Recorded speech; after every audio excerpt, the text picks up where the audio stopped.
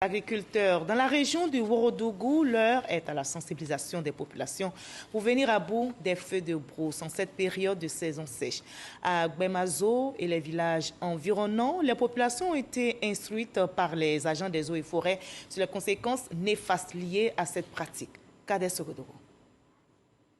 Le phénomène des feux de brousse est un problème récurrent qui chaque année entraîne la perte de milliers d'hectares de végétation ainsi que des biens matériels et parfois des vies humaines. Pour endiguer ce problème au niveau de la direction régionale des eaux et forêts du Ouorodougou, les agents sont allés à la rencontre des populations de différents villages, dont Gbemazo, afin de les sensibiliser sur les conséquences néfastes de cette pratique. Cet foyer polyvalent de Gbemazo, localité située à une centaine de kilomètres de Séguéla, que les populations des villages environnants ont été entretenues sur les effets dévastateurs des feux de brousse. Les émissaires de la Direction régionale des eaux et forêts ont donné des directives pour une lutte efficiente contre les feux de brousse. Nous leur avons conseillé de mettre en place des comités de lutte contre les feux de brousse et aussi de voir avec le sous-préfet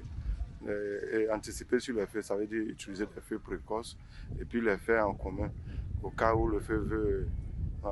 attaquer le reste de la forêt, pouvoir l'éteindre quand nous sommes nombreux et les pratiquer à des heures qui ne sont pas trop chaudes. Un message bien perçu par les populations qui, par la voix de leur porte-parole Sanogo Sendou, avec à ses côtés le chef du village Vakuma Sanogo, ont dit toute leur satisfaction pour cette mission de sensibilisation qui va permettre de remobiliser les populations afin de lutter efficacement contre le feu de brousse. Il faut noter qu'à Gbemazo, les initiatives des cadres à travers la mutuelle Action pour le développement de Gbemazo ADG ont permis de renforcer le couvert végétal par des campagnes de planting d'arbres qui rentrent également dans le cadre de la protection de l'environnement. Selon les statistiques annuelles disponibles en Côte d'Ivoire, ce sont plus de 4000 hectares de cultures pérennes et plus de 200 hectares de cultures vivrières qui ont été ravagés l'an dernier. Il faut y ajouter 10 000 hectares de reboisement partis en fumée, ainsi que des dizaines de cases ravagées par les flammes et une vingtaine de personnes ayant perdu la vie.